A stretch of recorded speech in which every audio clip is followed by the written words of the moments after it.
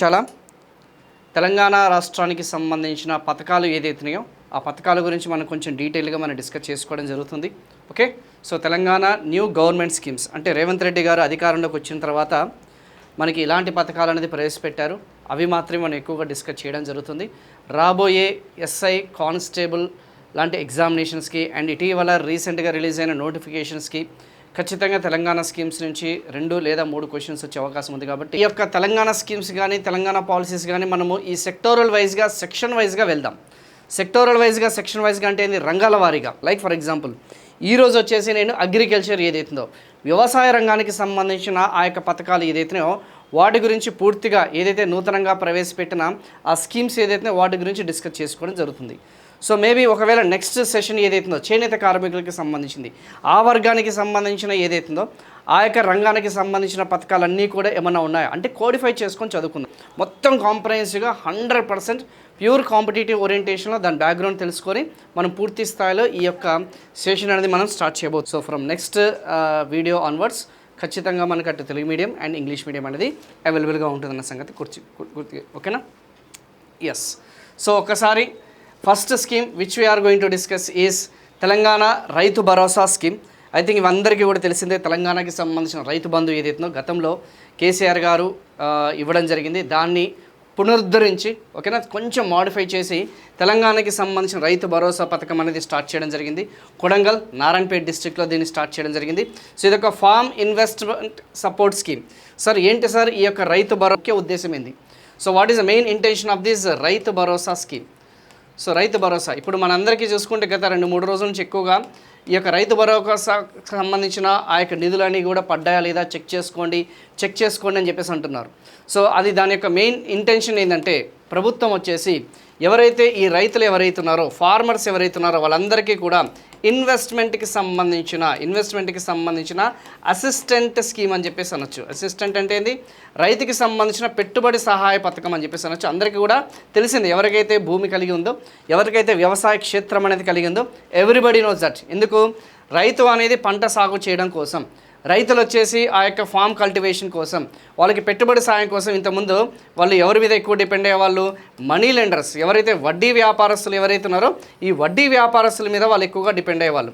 So వాళ్ళేమో అధిక వడ్డీలను చెల్లించేవాళ్ళు. మరి ఏదైతే మాన్సూన్స్ బిఫోర్ ఏదైతుందో ఆర్ డ్యూరింగ్ మాన్సూన్స్ ఏదైతుందో ఇనిషియల్ ఫేజ్లో మనకి ఈ యొక్క రైతు భరోసా పథకం కింద ఆ యొక్క నిధులు అనేది మంజూరు చేయడం జరుగుతుంది ఖరీఫ్ మరియు రబీ సీజన్లో. సో ఈ ఖరీఫ్ మరియు రబీ సీజన్ వల్ల మనకి రైతు భరోసా పథకం వల్ల ఏంటి సార్ మనకి లాభం అంటే వెరీ సింపుల్. ఓకేనా, రైతు తన యొక్క ల్యాండ్ని ప్రిపేర్ చేసుకోవచ్చు. ఓకేనా, తన యొక్క ల్యాండ్ అనేది ఏదైతుందో తను ప్రిపేర్ చేసుకోవచ్చు అన్న సంగతి గుర్తుపెట్టుకోండి. పూర్తి స్థాయిలో తన యొక్క భూమిని సన్నద్ధం చేసుకోవచ్చు అన్న సంగతి గుర్తుపెట్టుకోండి. ఆ యొక్క సీడ్స్ అనేది ఏదైతున్నాయో, విత్తనాలు అనేది ఏదైతున్నాయో, ఓకేనా, ఎరువులు ఏదైతున్నాయో, లేదంటే రైతు కూలీలకి సంబంధించిన కానీ ఇవన్నీ కూడా కొనుగోలు చేయడానికి కోసం ఓకేనా. సో ఈ యొక్క ఏదైతే మనం చెప్పుకున్న రైతు భరోసా పథకం అనేది ఉపయోగపడుతుంది. అండ్ అధిక వడ్డీల మీద ఆధారపడాల్సిన అవసరం లేదన్న సంగతి కొంచెం గుర్తుపెట్టుకోవడానికి ప్రయత్నించడం. ఓకేనా. సో ఇది 26th Jan 2025 దీన్ని ఇనిషియల్గా మనకి ప్రారంభించడం జరిగింది. It was launched in. అయితే గతంలో ఉన్న పథకానికి ఇప్పుడున్న పథకానికి కొన్ని చేంజెస్ అని చెప్తాను. సో చాలామంది ఏం చేస్తున్నారంటే దాన్ని కొంచెం నెగ్లెక్ట్ చేయడం జరుగుతుంది. ఓకేనా. So they are neglecting its ఏదైతే మనం చెప్పుకున్నామో. సో 2018లో ఎప్పుడైతే కేసీఆర్ గారు రైతు బంధు పథకం అనేది ప్రవేశపెట్టారో దీనికి డిఫరెన్స్ అనేది మనం ఒకసారి డిస్కస్ చేద్దాం. అది వచ్చేసరికి 10,000 రూపాయలు ఎకరానికి ఒక సంవత్సరానికి ఇస్తుంటే ఇక్కడ వచ్చేసరికి 12,000 రూపాయలు ఎకరానికి పర్ ఇయర్ అనేది ఇవ్వడం జరుగుతుంది. అంటే ఎంత అదనంగా చెల్లిస్తున్నారు? 2,000 రూపీస్ అనేది అదనంగా చెల్లించడం జరుగుతుంది. ఇది number 1 change, number 1 modification. So అక్కడ వచ్చేసరికి పర్ సీజన్ 5,000, ఇక్కడ వచ్చేసరికి 6,000. అక్కడ వచ్చేసరికి ఏంది మెయిన్ డిసడ్వాంటేజ్ అంటే ఎవరికైతే పట్టాదారు భూమి అనేది ఎవరికైతే ఉందో, లీగల్గా ఎవరికైతే రిజిస్టర్డ్ భూమి ఏదైతే ఉందో, పట్టాదారు భూమి ఏదైతే ఉందో వాళ్ళకి మాత్రమే మనకి ఇక్కడ ఎలిజిబిలిటీ అనేది ఉంది. కానీ ఇక్కడ అలా కాదమ్మా. ఎవరైతే పంటలు వేస్తారో అంటే కల్టివేబుల్ ల్యాండ్ ఏదైతే ఉందో, పంట వ్యవసాయం అనేది ఎవరైతే ఆ టైంలో ఆ పీరియడ్లో ఖరీఫ్లో కానీ రబీ సీజన్లో కానీ ఎవరైతే పంటల సాగు చేస్తారో వాళ్ళు మాత్రమే ఎలిజిబుల్ అన్న సంగతి గుర్తుపెట్టుకోండి. గతంలో రియల్ ఎస్టేట్ చేసిన వాళ్ళకి కానీ, హౌసింగ్ ఏదైతే మనం చెప్పుకున్న నాలా సర్టిఫికేట్స్ ఉన్న వాళ్ళకి కానీ, ఓకేనా. సో అదర్ ఏదైతే అకాడమిక్ యాక్టివిటీస్లో ఎంగేజ్ అయిన వాళ్ళకి కూడా ఆ పట్టాదారు పుస్తకం ఉంటే వాళ్ళకి ఆటోమేటిక్గా అమౌంట్ అనేది క్రెడిట్ అయ్యేది. ఇప్పుడు అలా కాదన్న సంగతి గుర్తుపెట్టుకోండి. ఓన్లీ అగ్రికల్చర్ ఏదైతే మనం చెప్పుకున్న కల్టివబుల్ ల్యాండ్ వాళ్ళకి మాత్రమే సూటబుల్ అన్న సంగతి అంటే ఎలిజిబిలిటీ అన్న సంగతి గుర్తుపెట్టుకోండి. ఇక్కడ వచ్చేసరికి ఈ యొక్క వెరిఫికేషన్ అనేది ఏదైతుందో లిమిటెడ్గా ఉండేది, కానీ ఇక్కడ ఫ్రెష్ ఎలిజిబిలిటీ వెరిఫికేషన్ అంటే నువ్వు నిజంగా పంటలు పండిస్తున్నావా లేదా అని చెప్పేసి మళ్ళీ రీవెరిఫికేషన్ అది చేస్తుంటారు.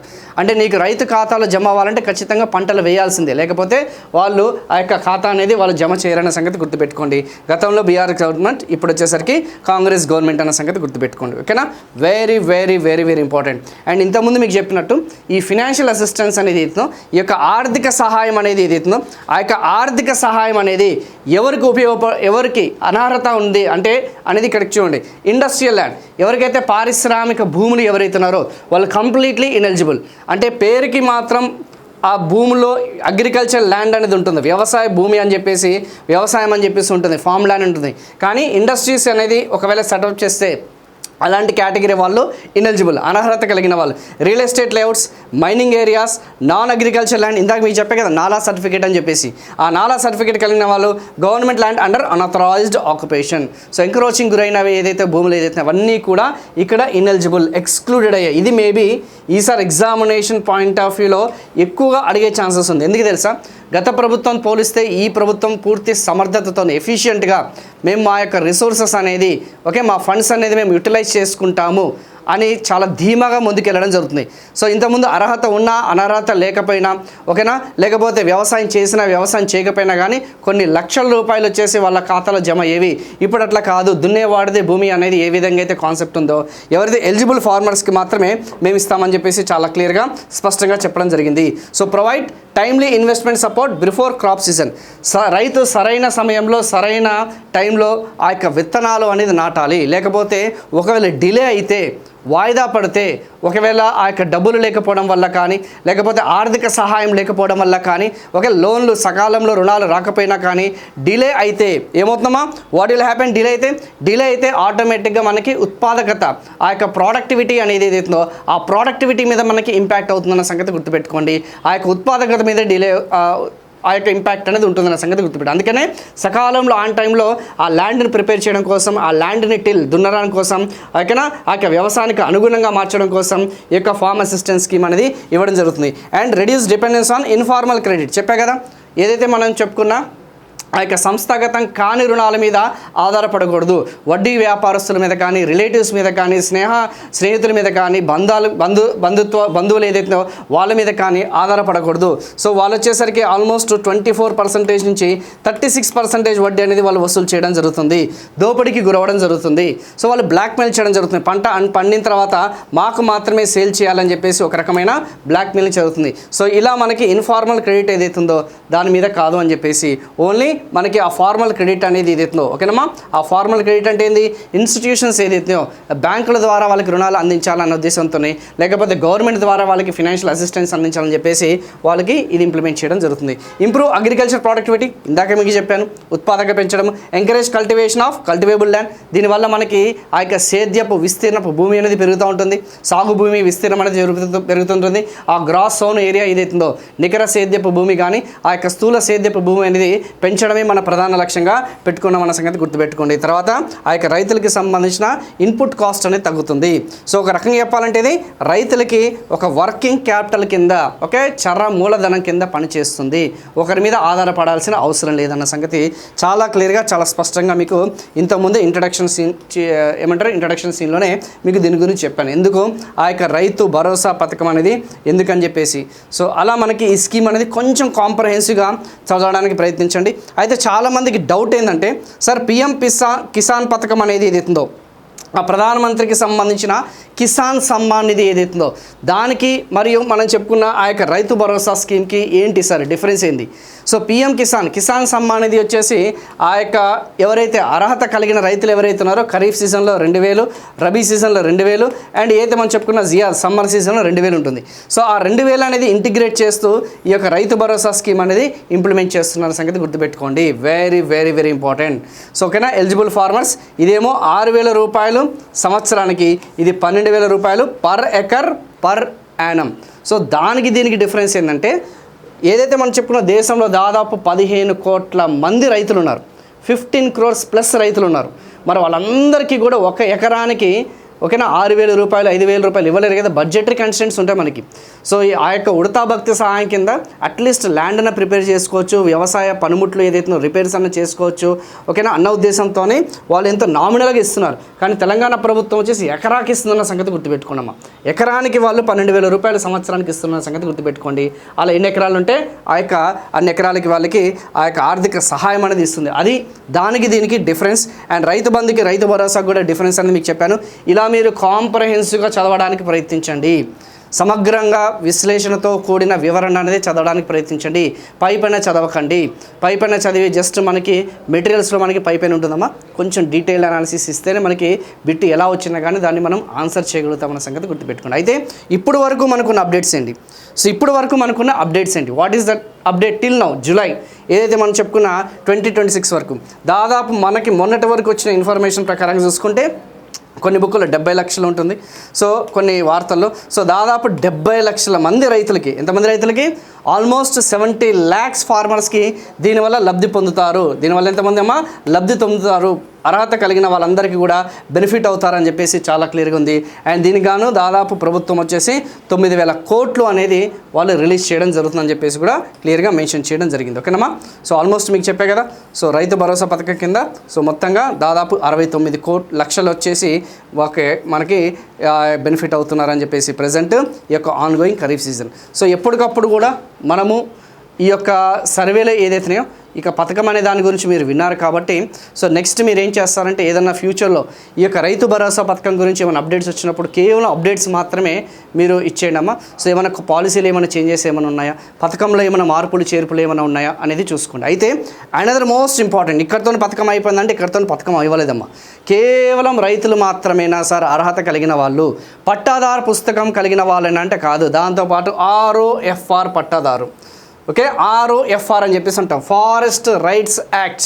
ఓకే, సో ఆ యొక్క ఫారెస్ట్ రైట్స్ అంటే అటవీ ప్రాంతాల్లో ఏదైతే ఆ పోడు భూములు ఎవరైతే కలిగి ఉన్నాయో, ఓకేమా ఆ పోడు భూములు ఎవరికైతే కలిగి ఉన్నాయో సో వాళ్ళకి కూడా ఓకేనా. సో ఆ యొక్క రైట్స్ ఆఫ్ ఫారెస్ట్ రైట్స్ అని చెప్పేసి మనకి ఆ యొక్క పోడు భూములు కూడా అంటే ట్రైబల్ ఫార్మర్స్ ఎవరైతున్నారో, గిరిజన రైతులు ఎవరైతున్నారో సో వాళ్ళు కూడా ఈ యొక్క రైతు భరోసా పథకం కింద అర్హులే అని చెప్పేసి చాలా క్లియర్గా ఆ యొక్క పథకంలో వాళ్ళు మెన్షన్ చేయడం జరిగింది.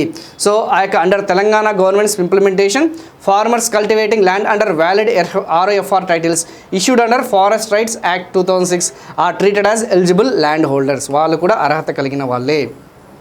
For Rythu Bharosa subject to verification of records and other eligible conditions. So వాళ్ళు రికార్డ్స్ అనేవి వెరిఫై చేస్తారు, ఇతరత్ర అర్హతలు ఉన్నాయా లేదనేది చెక్ చేస్తుంటారు. ఇప్పుడు దాదాపు 6 లక్షల మంది రైతులకు అమ్మ ఇంతమందికి 6 లక్షల మందికి ఆ యొక్క ట్రైబల్ కమ్యూనిటీస్లో ఉన్న వాళ్ళందరికీ కూడా వీళ్ళు లబ్ధి పొందుతున్నారన్న సంగతి గుర్తుపెట్టుకోండి. ఒకప్పుడు మనకి ఓకేనా పూర్వకాలంలో చూసుకుంటే ఆ యొక్క ఫారెస్ట్ రైట్ యాక్ట్ అనేది ఏదైతుందో ఆ ఫారెస్ట్ రైట్ యాక్ట్ 2006 ప్రకారంగా చూసుకుంటే దాదాపు ఈ యొక్క పోడు రైతులు వచ్చేసి మనకి 2 లక్షలు కలిగిన వాళ్ళు ఉన్నారు. ప్రజెంట్ 2026 గడిచిన 2 దశాబ్దాల్లో దాదాపు మనకి 6 లక్షల మంది ఉన్నారన్న సంగతి గుర్తుపెట్టుకోండి.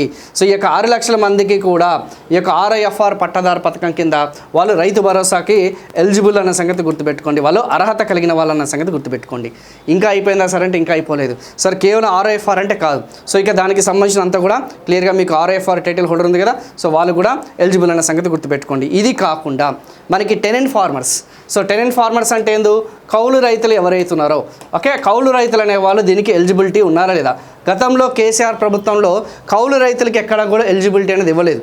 కానీ ఈసారి ఈ ప్రభుత్వం ఏం చేస్తుందంటే ఎవరైతే భూమికి అధికారికంగా లీగల్గా ఎవరైతే కౌలుకు తీసుకున్నారో, ఎవరైతే టెనెంట్స్ అనేవాళ్ళు ఎవరైతున్నారో వాళ్ళకి కూడా ఆ యొక్క అగ్రికల్చర్ ఆఫీసర్స్ వచ్చేసి వెరిఫై చేస్తే ఓకేనా, ఆ యొక్క వెరిఫై చేస్తే ప్రాపర్ డాక్యుమెంటేషన్ ఉంటే ఆ యొక్క స్థానిక MRO సమక్షంలో వాళ్ళు కూడా మేము అర్హత కల్పిస్తున్నామని చెప్పేసి చాలా క్లియర్గా మెన్షన్ చేయడం జరిగింది. Cultivators who lease land are now eligible for financial support.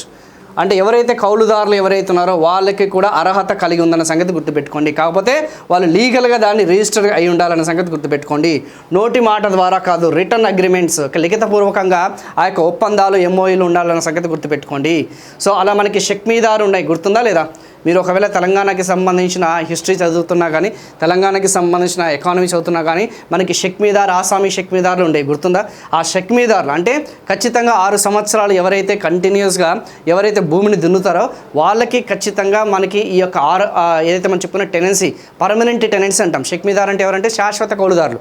So ఆ యొక్క షెక్మీదార్ యాక్ట్ కింద వీళ్ళందరూ కూడా ఎలిజిబుల్ అన్న సంగతి కొంచెం గుర్తుపెట్టుకోండి. కంటిన్యూ 6 years ఎవరైతే ఉన్నారో వాళ్ళు అధికారికంగా ఎవరైతే అర్హత కలిగిన వాళ్ళందరికీ కూడా, అంటే కొంచెం అడిషనల్ ఇన్ఫర్మేషన్ కూడా ఇస్తే మీకేమవుతుందంటే అమ్మా, ఓకే దీంతో పాటు మనం ఇది కూడా బ్యాక్గ్రౌండ్లో వెరిఫై చేసుకోవాలా. అంటే కేవలం మనం టెనెంట్ ఫార్మర్స్ అని చెప్పేసి చెప్పుకుంటే సరిపోదమ్మా, దాని వెనకాల ఇంత బ్యాక్గ్రౌండ్ అడిషనల్ ఇన్ఫర్మేషన్ కూడా మీరు గ్యాదర్ చేయాలి ఖచ్చితంగా. అప్పుడే సంపూర్ణంగా మనము దీన్ని చేయొచ్చు. ఓకేనమ్మా? Yes, next one. సరే అంతా బాగానే ఉంది, ROFR అన్నారు, పట్టాదారు అన్నారు, టెనెంట్స్ అన్నారు. మరి భూమి లేని ఎవరైతే రైతులు ఎవరైతే ఉన్నారో, ల్యాండ్లెస్ ఫార్మర్స్, అగ్రికల్చర్ లేబర్స్ ఎవరైతే ఉన్నారో, ఓకేనా? సో వాళ్ళ పరిస్థితి ఏంటి అంటే వాళ్ళకి కూడా ఎలిజిబిలిటీ ఉందా అంటే ఎస్, వాళ్ళకి కూడా ఎలిజిబిలిటీ ఉంది. కానీ వాళ్ళు కౌలు రైతులు కాదు కదా, అలా అని చెప్పేసి రైతులు కూడా కాదు, వ్యవసాయ కూలీలు వాళ్ళు. మరి వ్యవసాయ కూలీలకి ఆర్థిక సహాయం అనేది వన్ టైం అసిస్టెన్స్ ఇస్తున్నారు. ఒకే సమయంలో ఒకేసారి సంవత్సరానికి ఒకసారి అనేది వాళ్ళకి ఇవ్వడం జరుగుతుంది, కానీ పెర్ ఎకర్ అనేది ఇవ్వట్లేదు, ఎందుకంటే వాళ్ళ కూలీలు కాబట్టి. సో వాళ్ళకి కూడా ఎంతో కొంత ఆర్థిక సహాయం చేయితో ఇవ్వాలి, వాళ్ళకి కూడా ఒక సెక్యూరిటీ ఉండాలి అనే ఉద్దేశంతో ఒక ఫినాన్షియల్ అసిస్టెన్స్ అనేది వాళ్ళకి ఇస్తున్నారన్న సంగతి గుర్తుపెట్టుకోండి. ఆ పథకం పేరు ఇందిరమ్మ ఆత్మీయ భరోసా ఫర్ ల్యాండ్లెస్ అగ్రికల్చర్ లేబరర్స్. ఎవరైతే భూమి లేని వ్యవసాయ కూలీలు ఎవరైతే ఉన్నారో ఆ భూమి లేని వ్యవసాయ కూలీలకి, ఎవరమ్మా? ఆ యొక్క భూమి లేని వ్యవసాయ కూలీలు ఎవరైతే ఉన్నారో ఆ భూమి లేని వ్యవసాయ కూలీలకి, భూమి లేని ఆ యొక్క వ్యవసాయ కూలీలకి వాళ్ళకి వన్ టైం సెటిల్మెంట్ కింద వాళ్ళకి ఆ యొక్క ఫినాన్షియల్ అసిస్టెన్స్ అనేది వాళ్ళకి ఇవ్వడం జరుగుతుంది. సో ఎంత ఇస్తున్నారు? 12,000 per year. చూసారా? రైతు భరోసా పథకానికి అండ్ ఆత్మీయ ఏదైతే మనం చెప్పుకున్న ఇందిరమ్మ ఆత్మీయ భరోసా పథకానికి డిఫరెన్స్ ఏంది? అది 12,000 per acre per year. ఇక్కడ వచ్చేసరికి వీళ్ళకి భూమి లేదు కదా, జస్ట్ 12,000 per year అనే సంగతి గుర్తుపెట్టుకోండి. అక్కడ ఎన్ని ఎకరాలు ఉంటే అన్ని ఎకరాలు. మరి PM కిసాన్కి ఎస్, ప్రధానమంత్రి కిసాన్ పథకం కింద 6,000 per year. దానికి కరెక్ట్ డబుల్ వచ్చేసి మనకి రైతు భరోసా.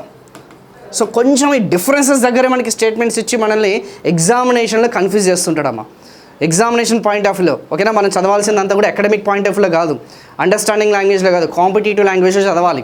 Group 2 లాంటి Group 1 ఎగ్జామ్స్ అన్నీ కూడా ఎక్కడ వాడు మనల్ని తక్కుతాడని చెప్పేసి వాడు మనల్ని వెయిట్ చేస్తుంటాడు.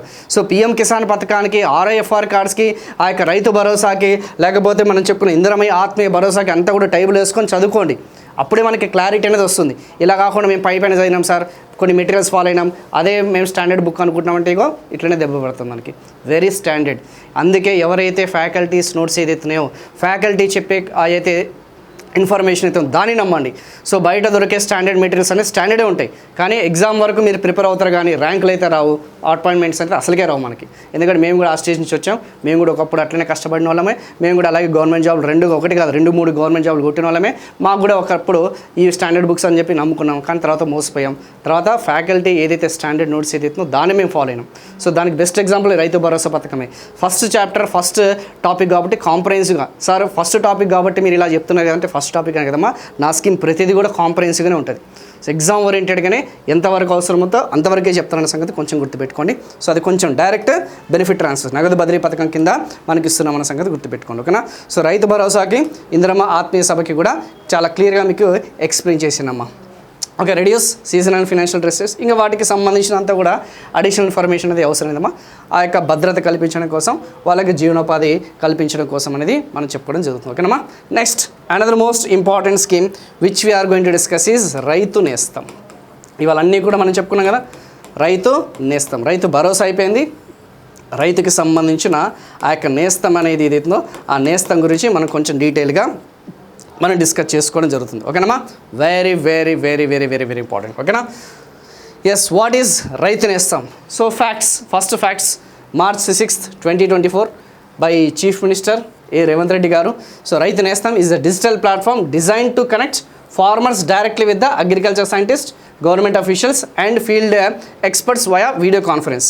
సో ఇది ఈ యొక్క స్కీమ్ అనేది ఏదైతే ఉందో ఒక రకంగా చెప్పమంటే ఫార్మ్ ఫీల్డ్ స్కూల్స్ అని చెప్పేసి అంటాం. ఫార్మ్ ఫీల్డ్ స్కూల్స్ ఇంగ్లీష్లో, టెక్నికల్గా ఇది సెంట్రల్ గవర్నమెంట్కి సంబంధించిన ఫండింగ్ కూడా అసోసియేట్ ఉందమ్మా. అంటే ఫార్మ్ ఫీల్డ్ స్కూల్స్ అంటే ఏంది? What is farm field schools? Simple చెప్పాలంటే రైతులకి వాళ్ళకి కొన్ని నైపుణ్య శిక్షణ అనేది అందించాలి. వ్యవసాయానికి సంబంధించిన కొన్ని ఏదైతే మనం చెప్పుకున్న టెక్నికల్గా సాంకేతికంగా వాళ్ళకి ఎంతో కొంత ఆ యొక్క ప్రాబ్లమ్స్, అక్కడున్న ప్రాబ్లమ్స్ కానీ ఉత్పాదకత పెంచడం కోసం. అసలు ఈ పథకం యొక్క ముఖ్య ఉద్దేశం ఏంది సార్? ఈ ఫార్మ్ ఫీల్డ్ స్కూల్స్ కానీ ఏదైతే మనం చెప్పుకున్న రైతు యొక్క ఆ యొక్క నేస్తానికి సంబంధించిన మెయిన్ ఉద్దేశం ఏంటంటే రైతులకి సంబంధించిన ప్రోడక్టివిటీ పెంచడం. ప్రోడక్టివిటీ అనేది కదా ఉత్పాదకత అని చెప్పేసి అంటాం. ఏమంటామా? ఉత్పాదకత అని చెప్పేసి మనం చెప్పడం జరుగుతుంది. లేదంటే పంటకి సంబంధించిన దిగుబడి అని కూడా అంటాం. దిగుబడి అంటే ఏంది? ఈల్డింగ్ని పెంచడం, ఈల్డింగ్ని ఇంక్రీజ్ చేయడం అనేది ఈ యొక్క రైతు నేస్తానికి సంబంధించిన ది మోస్ట్ ఇంపార్టెంట్. రెండోది వచ్చేసి రైతు ఏ పంటకి ఏ భూమికి ఏ పంట వేయాలి, ఏ రైతు క్షేత్రానికి ఏ పంటకి ఏ భూమికి ఏ పంట వేయాలి, for which category of land which crop should be he has to cultivate అనేది ఈ యొక్క రైతు నేస్తం అనేది చాలా క్లియర్గా కొన్ని సైంటిఫికల్గా శాస్త్రీయంగా వాళ్ళకి కొన్ని మనకి సలహాలు సూచనలు అనేది ఇవ్వడం జరుగుతుంది. మూడో ఉద్దేశం ఏంటంటే రైతుకి సంబంధించిన ఇన్పుట్ కాస్ట్ అనేది తగ్గించడం. ఇవన్నీ కూడా ఎక్కడ కూడా మెటీరియల్స్ ఉండవమ్మా. మనకి రైతుకి సంబంధించిన ఉత్పాదకాలు అంటాం. ఆ యొక్క ఇన్పుట్ కాస్ట్ అనేది ఏదైతే ఉందో ఆ యొక్క ఇన్పుట్ కాస్ట్ని తగ్గించి పంటకి సంబంధించిన అవుట్పుట్ అనేది ఏదైతుందో ఆ యొక్క ఇన్కమ్ అనేది ఏదైతుందో దిగుబడి అనేది పెంచడం. ఆల్రెడీ దిగుబడి గురించి ఇక్కడ చెప్పాను మీకు. మేబీ దీంతో కూడా ఇంటర్లింక్ చేసుకుంటే చేసుకోవచ్చు. అంటే రైతు ఖర్చులు తగ్గించి, వ్యవసాయానికి సంబంధించిన ఖర్చులు తగ్గించి, రైతుకి సంబంధించిన ఆదాయాన్ని పెంచి, సైంటిఫిక్ పద్ధతి ద్వారా రైతులకి ఏ భూమికి ఏ పంటలు వేయాలి అంటే రైట్ సాయిల్కి, ఇక్కడ భూమి అంటే రైట్ సాయిల్ అనమాట, మొరమనుడు అంటాం. రైట్ సాయిల్కి రైట్ క్రాప్ అనేది మనం గ్రోత్ చేయాలనేది లక్ష్యం అనమాట. మరి దీనికి రైతులకి మనం కొత్తగా నేర్పించేదేమో ఉందా సార్ అంటే కొత్తగా నేర్పించేది ఏం లేదమ్మా. కానీ వాళ్ళకి కొన్ని అన్సైంటిఫిక్ ప్రొసీజర్స్ అని కూడా వాళ్ళు వాడుతుంటారు. అంటే ఎరువులు అనేవి ఏదైతుందో ఒక మోతాదులో వాడాల్సింది, ఒక నిష్పత్తిలో వాడాల్సింది, ఒక రేషియోలో వాడాల్సింది. లైక్ ఫర్ ఎగ్జాంపుల్ సైంటిఫిక్గా మనకి ఎరువులు వాడాల్సింది ఎంత? ఈ యొక్క NPK అంటాం కదా, 4:2:1 అనేది మన రేషియో. కానీ 4:2:1 వాడకుండా వీళ్ళు ఏం చేస్తారు తెలుసా? NPK నైట్రోజన్ అనేది, నత్రజని అనేది మనకి ఏదైతే ఉందో దానికి సబ్సిడీ ఎక్కువ ఉందని చెప్పేసి దాన్ని ఎక్కువ వాడుతుంటారు. ఓకేనమ్మా? సో 4 బదులు అది 6 వెళ్తుంటుంది, 2 బదులు 3 వెళ్తుంటుంది, 1 మాత్రం అలాగే ఉండిపోతుంది. సో ఆ నిష్పత్తి అనేది మనకి చేంజ్ చేయడం వల్ల ఆటోమేటిక్గా మనకి ఏమవుతుంది? పంట దిగుబడి మీద నెగిటివ్ ఇంపాక్ట్ అనేది ఉంటుంది. సో అందులో ఈ యొక్క రైతు నేస్తానికి సంబంధించిన ఆ పథకం యొక్క ముఖ్య ఉద్దేశం అంటే రైతు వేదికల ద్వారా, దేని ద్వారామా? ఆ యొక్క రైతుకు వేదికలు ఏదైతున్నాయో ఆ యొక్క రైతుకు వేదికల ద్వారా మనకి కంప్లీట్గా ఒక సైంటిఫిక్ ప్రాసెస్ ద్వారా వీళ్ళందరికీ కూడా ఓకేనా, ఇట్స్ అన్ ఓపెన్ నాలెడ్జ్. అంటే వీళ్ళకి శాస్త్రీయంగా వీళ్ళకి ఆ విజ్ఞానం అనేది ఏదైతుందో, ఆ ట్రైనింగ్ అనేది ఏదైతుందో దానికి వీళ్ళకి ఇవ్వడం జరుగుతున్న సంగతి గుర్తుపెట్టుకోండి. సో ఆ పథకానికి సంబంధించిన మెయిన్ ఇంటెన్షన్ అనేది ఒక క్లారిటీ ఇచ్చాను కదా. అంటే ఎవరి యొక్క సహాయంతో సార్ అంటే ఎవరైతే ఈ యొక్క ఫీల్డ్ ఎక్స్పర్ట్స్ ఎవరైతే ఉన్నారో, ఆ రైతుకి సంబంధించిన ఎక్స్పర్ట్స్ ఎవరైతే ఉన్నారో, అగ్రికల్చర్ అఫీషియల్స్ ఎవరైతే ఉన్నారో, ఆఫీసర్స్ ఎవరైతే ఉన్నారో, అగ్రికల్చర్ సైంటిస్ట్ ఎవరైతే ఉన్నారో వీళ్ళందరినీ కూడా కోఆర్డినేట్ చేసుకొని ఈ యొక్క రైతు నేస్తం స్కీమ్ అనేది మన వాళ్ళు ఇనిషియేట్ చేశారన్న సంగతి గుర్తుపెట్టుకోండి. విత్ ద హెల్ప్ ఆఫ్ ఏదైతే మనం చెప్పుకున్న ప్రొఫెసర్ జయశంకర్ అగ్రికల్చర్ యూనివర్సిటీ ఏదైతే ఉందో ఆ యొక్క వ్యవసాయ విశ్వవిద్యాలయానికి సంబంధించిన ఆ యొక్క అగ్రికల్చర్ సైంటిస్టుల యొక్క సహాయంతోనే వీళ్ళు ఆ యొక్క ఈ పథకాన్ని అమలు చేశారన్న సంగతి గుర్తుపెట్టుకోండి. So the government observe that many farmers suffer losses. రైతులు చాలామంది నష్టాలకు వెళ్తున్నారు. ఎందుకు? Wrong crop selection. MSP ఎక్కువ ఉంది కదా అని చెప్పేసి, మినిమం సపోర్టివ్ ప్రైస్, కనీసం మద్దతు ధర ఎక్కువ ఉంది కదా అని చెప్పేసి వాళ్ళు ఆ పంటలు వేయడం జరుగుతుంది. కానీ నిజంగా చెప్పాలంటే అది సూటబుల్ కాదు. And pest and disease outbreaks, వాళ్ళు ఏదైతే మనం చెప్పుకున్న ఆ క్రిమి సంహాకాలు అనేది ఏదైతుందో ఆ వ్యాధి నివారణ కోసం వాడే ఆ యొక్క ఏదైతే ఉన్నాయో అవన్నీ కూడా అధిక మోతాదులో వాళ్ళు పిచికారీ చేయడం జరుగుతుంది. క్లైమేట్ వేరియబిలిటీ, ఆ యొక్క ఏదైతే మనం చెప్పుకున్న శీతోష్ణ స్థితి పరిస్థితులకు అనుగుణంగా మనం పంటలు వేయాలి. ఓకేనమ్మా? సో కానీ వాళ్ళు దానికి తగ్గట్టుగా వేయకుండా ట్రెడిషనల్గా, సంప్రదాయంగా, మాకు ఆచారబద్ధంగా ఆ యొక్క ట్రెడిషనల్గా కన్వెన్షనల్గా మా తాత ముత్తాతలందరూ కూడా ఇస్తున్నారు కదా అని చెప్పేసి మేము అవే క్రాప్స్ అనేది గ్రో చేస్తామని చెప్పేసి. కానీ ఈ పాటి కాలంలో చూసుకుంటే క్లైమేటిక్ చేంజెస్ ఉన్నాయి. అట్ ద సేమ్ టైం మనకి ఇరిగేషన్ సోర్సెస్ అన్ని మారుతూ వచ్చాయి, నీటిపారుదల వస్తువులు అనేది మెరుగవుతున్నాయి. సో దానికి అనుగుణంగా మనం పంటలు వేస్తూ ఉండాలి. ఓకేనా? So lack of timely technical advice, సాంకేతిక సహాయం అనేది సరైన సమయంలో అందుబాటు లేకపోవడం వల్ల, poor awareness of modern farming practices చెప్పే కదా. ఆధునిక ఏదైతే మనం చెప్పుకున్న కాలంలో ఆ యొక్క వ్యవసాయం అనేది ఆధునిక కాలానుగుణంగా మనం మారుతూ ఉండాలి.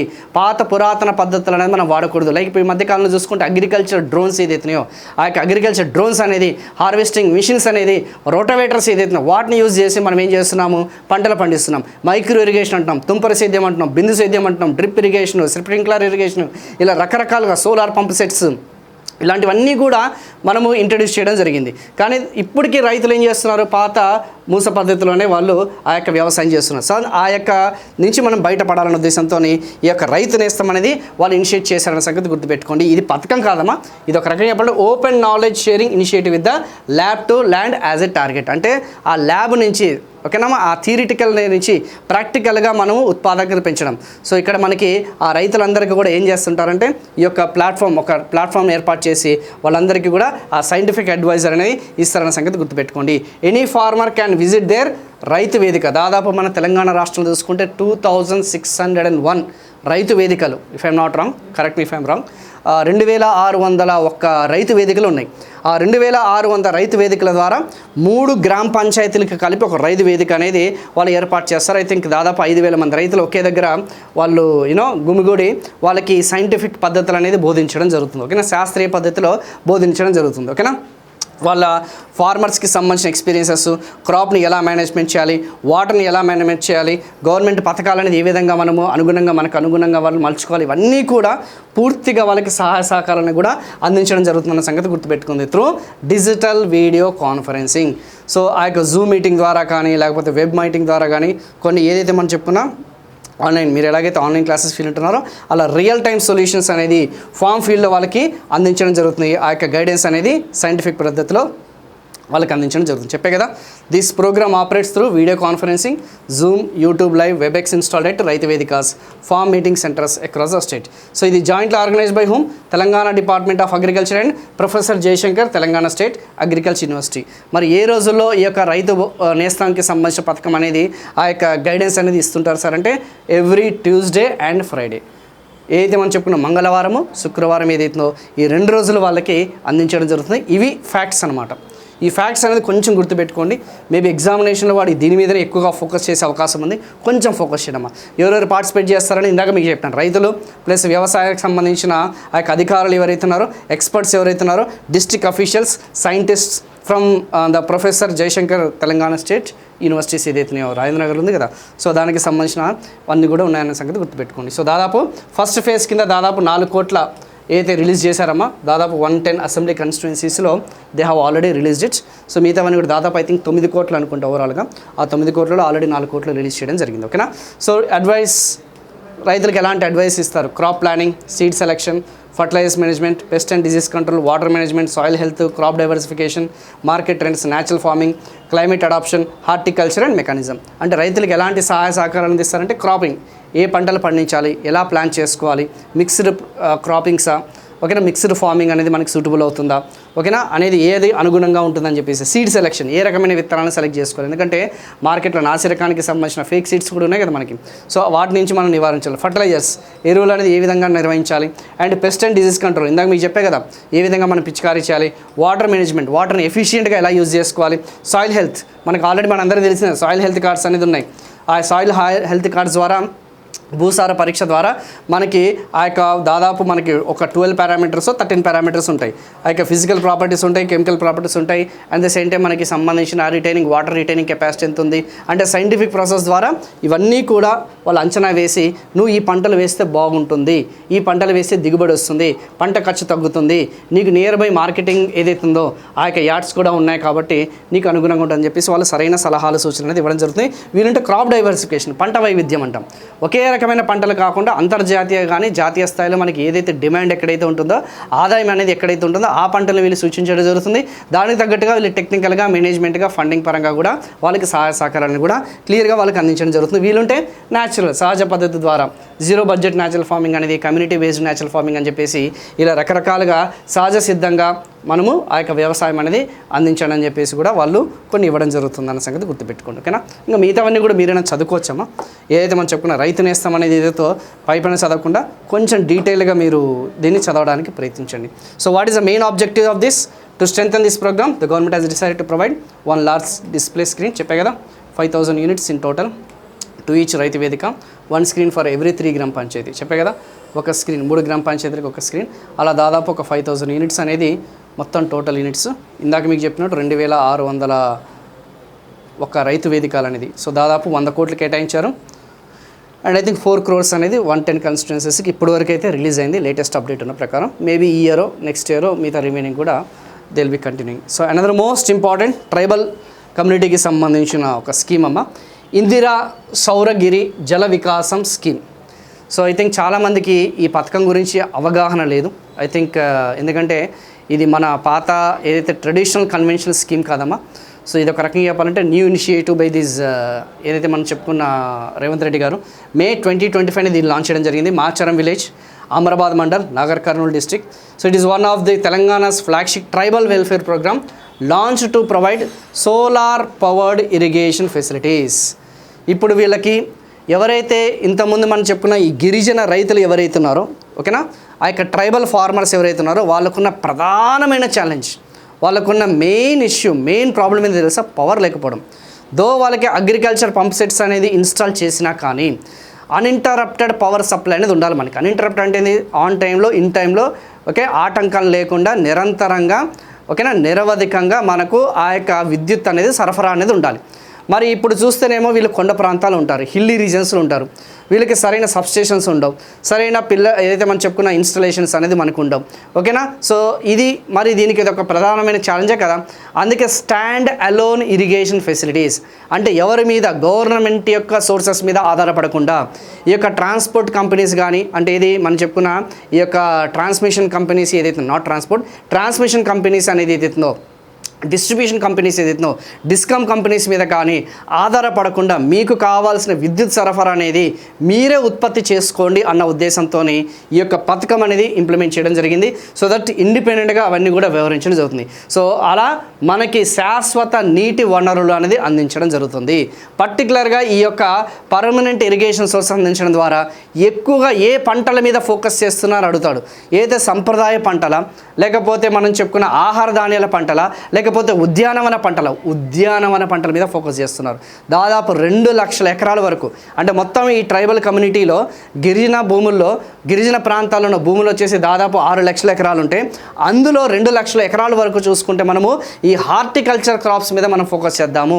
ఎందుకంటే గిరిజనులు ఎక్కువగా పండించేది అవే కాబట్టి ఉద్యానవన పంటలు అంటాం. అంటే పండ్లు, పూలు, కూరగాయలు ఏదైతే అంటే వాటికి వాల్యూ అనేది ఎక్కువగా ఉంటుంది, డైవర్సిఫైడ్గా ఉంటుంది, ఎక్కువ డిమాండ్ ఉంటుంది కాబట్టి వాళ్ళకి ఆదాయ స్థాయి అనేది మెరుగవుతుంది, వాళ్ళ స్టాండర్డ్స్ అనేది పెరుగుతాయి, వాళ్ళ యొక్క లివింగ్ స్టాండర్డ్స్ ఏదైతుందో వాళ్ళ యొక్క సంబంధించిన ఆ యొక్క జీవన విధానాల్లో మార్పు తీసుకురావాలన్న ఉద్దేశంతో వాళ్ళు ఈ యొక్క ఇన్స్టాలేషన్స్ అనేది ఇంప్లిమెంట్ చేస్తున్నారు. And the most important thing is that is an 100% subsidy scheme. ఏదైతే మనం చెప్పుకున్న ఈ సోలార్ పంప్ సెట్స్ అనేది అయితే సౌర విద్యుత్కి సంబంధించిన పంప్ సెట్స్ అనేది ఇదేమో 100% పూర్తిగా ప్రభుత్వమే భరిస్తుందన్న సంగతి గుర్తుపెట్టుకోండి. సో దాదాపు ఎంతమ్మా 5 HP నుంచి 7.5 HP వరకు ఆన్ గ్రిడ్డా, off grid solar pump set, అంటే ఎటువంటి గ్రిడ్తోని అనుసంధానం అనేది ఉండదు, ఓకేనా. They can't sell their power to anyone. So అది కొంచెం గుర్తుపెట్టుకోండి. 100% స్కీమ్. అండ్ యూనిట్ కాస్ట్ వచ్చేసి దాదాపు మనకి 6 లక్షలు. ఇవే నా ఎగ్జామ్ పాయింట్ ఆఫ్ వ్యూలో మీరు ఎక్కువగా ఫోకస్ చేయాల్సింది ఈ 3 పాయింట్స్. ఈ 3 పాయింట్స్ మీద కొంచెం ఫోకస్ చేయడానికి ప్రయత్నించండి. Very very very design for areas without electricity. ఇంత మించి మనకి ఎక్కువ అడుగుతాడంటే ఇక్కడ నుంచి అడగడమా. కాన్సెప్చువల్ పరంగా చూసుకుంటే ఇంత మించి అడగడు. మరి డైనమిక్గా అంటే ఎస్, ఫారెస్ట్ యాక్ట్ అనేది ఏదైతుందో మనకి చెప్పుకున్నాం కదా, record of forest right act అనేది ఏదైతుందో, ఓకేనా, టైటిల్స్ అనేది ఏదైతుందో దాని ప్రకారంగా చూసుకుంటే అసలు మొత్తం ఎంతమంది ఉన్నారు ఈ ట్రైబల్కి సంబంధించిన గిరిజనులు అనేవాళ్ళు. సో ఒకప్పుడు చూసుకుంటే ఇంతకుముందు కూడా చెప్పాను 2006లో దాదాపు మనకి 2 లక్షల ఎకరాలు ఉండేదని చెప్పేసి. సో ఇప్పుడు ఎంత అయిందమ్మా? దాదాపు 6.7 లక్షల ఎకరాలకు పెరిగింది, ఓకేనమ్మా. So under the present programme irrigation facilities are being developed for 6 lakh acres. ఏదైతే మనం చెప్పుకున్న ఈ పథకం ద్వారా దాదాపు 6 లక్షల ఎకరాలకి మనం సాగునీరు అందించాలని చెప్పేసి లక్ష్యంగా పెట్టుకున్నాం. Of these 2.1 lakh acres are proposed for ఏందమ్మా హార్టికల్చర్ డెవలప్మెంట్. ఇందాకే మీకు చెప్పాను. దీనిలో వచ్చేసి మనకి ఆ యొక్క ఏదైతే మనం చెప్పుకున్న ఆ యొక్క ఉద్యానవన పంటలు అనేది అవుతుందో ఆ ఉద్యానవన పంటలకి మనము దీన్ని ఇంప్లిమెంట్ చేస్తున్నాం అన్న సంగతి చాలా క్లియర్గా, చాలా స్పష్టంగా చెప్పాను. So provide irrigation to tribal farmers, RIFR ఏదైతే మనం చెప్పుకున్న ల్యాండ్స్కి ఎక్కువగా సుస్థిర వ్యవసాయాన్ని మనం ఎంకరేజ్ చేయడం, ఎక్కువగా ఉద్యానవన పంటల మీద ఎక్కువగా ఫోకస్ చేయడం, and reduce dependence on diesel grid electricity మీద డిపెండెన్సీ తగ్గించడం, ఎక్కువగా వాళ్ళ యొక్క లైవ్లీహుడ్ జీవనోపాధి అనేది ఏదైతుందో, ఓకేనా, ఆ యొక్క భద్రత అనేది అందించడం అనేది దాని యొక్క మెయిన్ ఇంటెన్షన్. ఏదైతే మనం చెప్పుకున్నా ఈ పథకం యొక్క మెయిన్ ఇంటెన్షన్ ఇందిరా సౌర గిరి జల వికాస పథకం అనేది దాని యొక్క ఇంటెన్షన్ సంగతి గుర్తుపెట్టుకోండి, ఓకేనా. సో నాకు తెలిసినంతవరకు టేబుల్ అనేది ఇస్తున్నాను. ఇలా మీకు ఇన్ని పథకాలు అన్ని తెలంగాణకి సంబంధించిన కాంప్రహెన్సివ్గా స్కీమ్స్ పాలసీస్ మన 5 మంత్రాలోనే 99 రూపాయలకే video sessions along with PDF download. PDF కూడా మీరు డౌన్లోడ్ చేసుకోవచ్చు. డౌన్లోడబుల్ వీడియోస్, డౌన్లోడబుల్ పీడిఎఫ్స్ 99 రూపాయలకి మాత్రమే అందిస్తున్నామమ్మా. పూర్తిగా దాదాపు నాకు తెలిసినంత వరకు 25 to 30 అవర్స్ పైనే వస్తున్నాయి నూతన పథకాలు. ఖచ్చితంగా కాంపిటేటివ్ పాయింట్ ఆఫ్ వ్యూలో బైలింగ్వల్లో, అటు ఇక్కడ అంటే ఇంగ్లీష్లో ఉంది కానీ అటు తెలుగు మీడియంలో కూడా నెక్స్ట్ వీడియో సెషన్స్ నుంచి తెలుగు కూడా పెడతాను. అండ్ ఈ పీడిఎఫ్ కూడా మీకు తెలుగులో కూడా అందిస్తాను, కంగారేం పడాల్సిన అవసరం లేదు. సో ఒకవేళ ఇంట్రెస్ట్ ఉంటే ఇమీడియట్గా మన యొక్క యాప్ అనేది కింద డిస్క్రిప్షన్ లింక్లో ఉంటుందమ్మా, అది మీరు ఏమంటారు వాట్ యు కాల్ డౌన్లోడ్ చేసుకోండి. And finally the scheme which has been introduced is management of paddy procurement centres PPCs by self help groups, స్వయం సహాయక బృందాలు. ఈ మధ్యకాలంలో రేవంత్ రెడ్డి ప్రభుత్వం వచ్చేసి ఈ డ్వాక్రా మహిళలు స్వయం సహాయక బృందాల్లో ప్యాడీ ప్రొక్యూట్మెంట్, వరి సేకరణ ధాన్యాలకి సంబంధించిన కేంద్రాలు కూడా ఏర్పాటు చేశారు. సో గ్రామంలో ఉన్న ఎవరైతే స్వయం సహాయక బృందాల ద్వారా వరి సేకరణ కేంద్రాలు, జనరల్గా వరి సేకరణ అది ఎక్కడ చేస్తారు, ఏదైతే మనం చెప్పుకున్నా అగ్రికల్చర్ మార్కెట్ యార్డ్స్ ఏదైతే వాటి ద్వారా, లేదు అనుకుంటే packs, primary agriculture credit cooperative societies, ఏదైతే మనం చెప్పుకున్న ప్రాథమిక వ్యవసాయ ఏదైతే మనం చెప్పుకున్న ఆ యొక్క సహకార సొసైటీస్ ఏదైతుందో దాని ద్వారా మనం చేస్తుంటాం. కానీ ఇక్కడ వచ్చేసి ఆ యొక్క సహాయ ఏదైతే మనం చెప్పుకున్న సెల్ఫ్ హెల్ప్ గ్రూప్స్ ఏదైతుందో, స్వయం సహాయక బృందాలు ఏదైతుందో వాళ్ళకే ఆ యొక్క అధికారం అనేది అప్పచెప్పడం జరిగింది. So now members of self-help groups are actively managing agriculture procurement operations through paddy procurement centers. As a result, alongside employment generation, the participants of SHGs in the delivery of public services is being strengthened. అంటే గ్రామీణ ప్రాంతాల్లో ఏదైతే మనం చెప్పుకున్న ధాన్య సేకరణకి సంబంధించింది ఏదైతుందో వాళ్ళ యొక్క పాల్గొనడం అనేది ఎక్కువగా మనం ఇంక్లూజివ్గా అంటే ఎక్కువగా మనం సమ్మిళితం చేస్తున్నాము. సో తద్వారా మనం గ్రామీణ ఆర్థిక వ్యవస్థని మనం బలోపేతం చేద్దాము, ఆ యొక్క మహిళా సాధికారత వైపు మనం ముందుకు తీసుకెళ్తున్నాం అనేది చాలా క్లియర్గా మన యొక్క ప్యాడీ ప్రొక్యూట్మెంట్ సెంటర్స్ ద్వారా ఇవన్నీ జరుగుతున్నాయి. మేబీ ఎగ్జామ్లో అడిగితే ఇదే అడిగే ఛాన్సెస్ ఉంది, ఏ పంట అని అడిగే ఛాన్సెస్ ఉంది, ఏ గ్రూప్ అనేది అడిగే ఛాన్సెస్ ఉంది. సో ఇలా మనకి అప్డేట్స్ వచ్చేసి 2025 ఖరీఫ్ సీజన్ ద్వారా దాదాపు 25 lakh metric tons of paddy was procured, valued at 6,000, దాదాపు 6,000 విలువ కలిగిన 6,000 కోట్ల విలువ కలిగిన ఆ వరి అనేది ఏదైతుందో 25 లక్షల మెట్రిక్ టన్నులకి సంబంధించిన ఏదైతుందో ధాన్యాన్ని వీళ్ళు సేకరించారు. ఇది మనకి అప్డేట్. దానివల్ల మనకి దాదాపు ఎంతమంది బెనిఫిట్ అయ్యారమ్మా, 4.5 lakh ఫార్మర్స్ అనేది బెనిఫిట్ అయ్యారు. దాదాపు వీళ్ళు ఎవరైతే కమిషన్, ఇంకా ఆబ్వియస్లీ వీళ్ళు సేకరణ చేస్తున్నారంటే దేనికోసం చేస్తున్నారు, కమిషన్ కోసం. ఆ కమిషన్ కోసం అనేది దాదాపు ఈ స్వయం సహాయక బృందాలు అనేది చెప్పా కదా 80 కోట్ల వరకు వాళ్ళు కమిషన్ అనేది వాళ్ళు పొందారనేది చాలా క్లియర్గా చాలా స్పష్టంగా ఈ పథకాల ద్వారా మనకి తెలుస్తుంది. చూసారు కదా అగ్రికల్చర్కి సంబంధించిన స్కీమ్స్ అనేది దాదాపు మనం ఆల్మోస్ట్ ఒక 40 minutes వరకు మనం డీటెయిల్గా దీని గురించి ఎక్స్ప్లెయిన్ చేశానమ్మా.